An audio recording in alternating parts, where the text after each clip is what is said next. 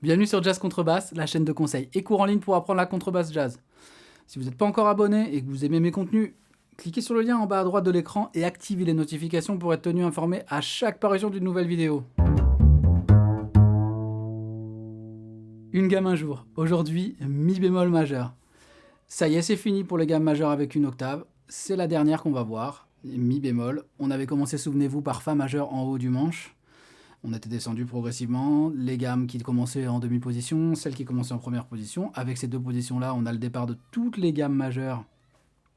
De toutes les gammes majeures, tout simplement. Ok, c'est pas plus compliqué que ça.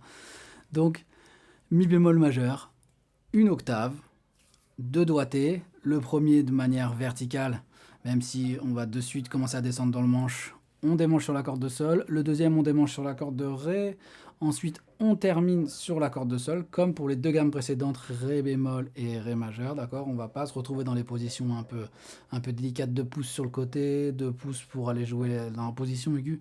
Non, on reste jusqu'au talon, on reste à la cool, pas de souci, ça reste que le premier apprentissage de la gamme majeure pour débutants, pour commencer à apprendre son manche, à apprendre les gammes majeures. Tout ça, c'est vraiment, ça fait partie des fondamentaux de la contrebasse et de la contrebasse jazz. Comme d'hab, le même exercice, 60 à la noire, des blanches, des noirs pointés entre les deux pour ceux qui veulent se challenger. Je vous ai tout mis dans le PDF téléchargeable, cliquez sur le lien dans la description. Et puis, a priori, on a tout ce qu'il faut, on est bon, hein. Allez, à tout de suite. 1, 2, 3, 4.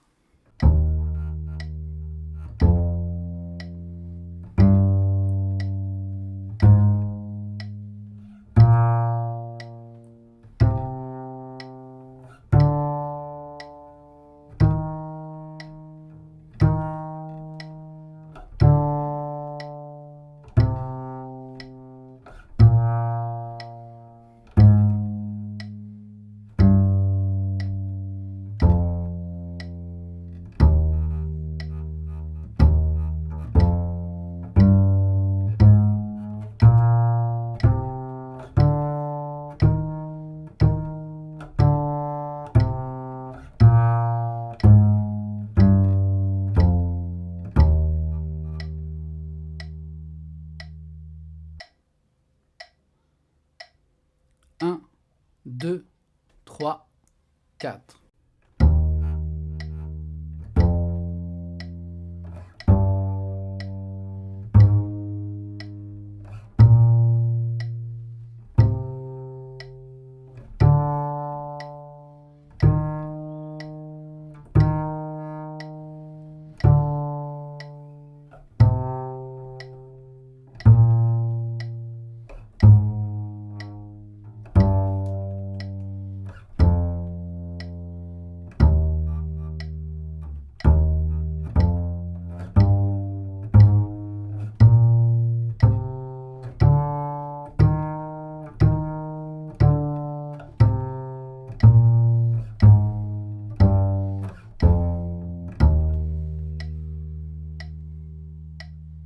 Et voilà, on est bon pour mi bémol majeur, et on est bon aussi pour clôturer cette série de vidéos sur les gammes majeures qu'il faut connaître, les gammes majeures à apprendre sur une octave.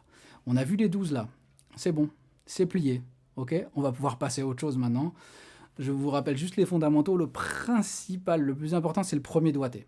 À chaque fois, j'ai mis deux doigtés avec les exercices. Le plus important, c'est le premier doigté, parce que c'est le doigté de base, celui vraiment le premier qu'on apprend, le plus important. L'autre doigté, c'était juste une option parmi tant d'autres.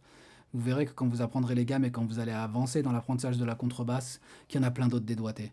Et qu'il y a plein d'options et plein de chemins, et que ce sera super fun et super amusant d'aller voir ça et de les travailler. Mais c'est pas le sujet de cette série de vidéos, c'était juste aborder la gamme majeure de la manière la plus simple, apprendre son manche, commencer à apprendre les notes, et à jouer rythmiquement avec un métronome, à jouer des blanches à la cool et à jouer aussi des noirs. Et puis il y avait ceux qui voulaient se challenger avec les noirs pointés aussi. Voilà. Merci si depuis le début vous suivez mes vidéos et que vous avez même téléchargé les 12 PDF de ces cours-là. C'est super, vraiment, merci beaucoup. J'espère que ça vous est utile. Si mes vidéos elles vous plaisent, partagez, abonnez-vous, mettez un pouce bleu, ça aide toujours. Ça me permet de pouvoir être vu par encore plus d'internautes qui aimeraient apprendre des trucs sur la contrebasse jazz. Il y a encore plein de vidéos et d'autres sujets qui vont venir dans les semaines et dans les mois à venir. Allez, restez connectés, prenez soin de vous, faites des belles notes, faites bien sonner votre contrebasse, kiffez bien, et puis on se revoit très vite. Bye bye.